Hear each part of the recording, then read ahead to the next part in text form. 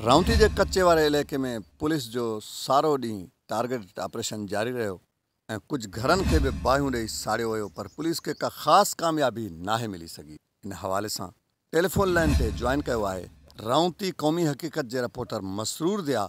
अॻु में उन खां पुछा कंदासीं त उन वटि कहिड़ा तफ़सील आहिनि। जी मसरूर, आगाह कजो, कहिड़ा तफ़सील आहिनि अव्हां वटि?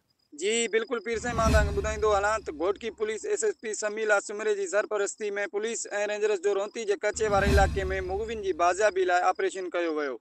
पुलिस ऐं अगवाकारनि में सारो ॾींहुं वक़्फ़े सां जदीद हथियारनि सां फायरिंग जो सिलसिलो बि जारी रहियो। पुलिस तर्जमान जो चवणु आहे त फायरिंग दौरान हिकु धाड़ियल मारिजी वञण ऐं ॿ ज़ख़्मी थियण जा इतला आहिनि।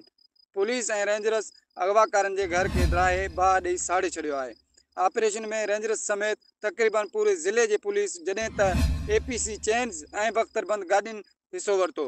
जी मसरूर जी, अव्हां पोइ हिते ज़िक्र करे वियो पुलिस दावा पई करे हिकु धाड़ियल मारिजी वियो आहे ऐं ॿ ज़ख़्मी थी पिया आहिनि। असां वटि जेका मालूमात आहे त पुलिस इहो जीअं हर दफ़े प्रेस रिलीज़न में कूड़ ॻाल्हाईंदी आहे, ईअं पुलिस तरफ़ां इहो ठुप कूड़ पियो ॻाल्हायो वञे त ॿ माण्हू ज़ख़्मी आहिनि ऐं हिकु मारिजी वियो आहे। इन हवाले सां क़ौमी हक़ीक़त राउती जा ज़रिया छा था ॿुधाइनि? ज़रियनि खां मालूमात मिली आहे त अॼु ऑपरेशन में इंतिज़ामिया खे का ख़ासि कामयाबी नाहे मिली सघी, पर गॾोगॾु हर भेरे जीअं पुलिस तर्जमान तरफ़ां इहा बि दावा कई पई वञे त धाड़ेलनि जी ख़ात्मे ताईं टारगेटेड ऑपरेशन जारी रहंदो। जी बिल्कुलु, पुलिस खे हर भेरे जीअं हिन भेरे बि का ख़ासि कामयाबी नाहे मिली सघी।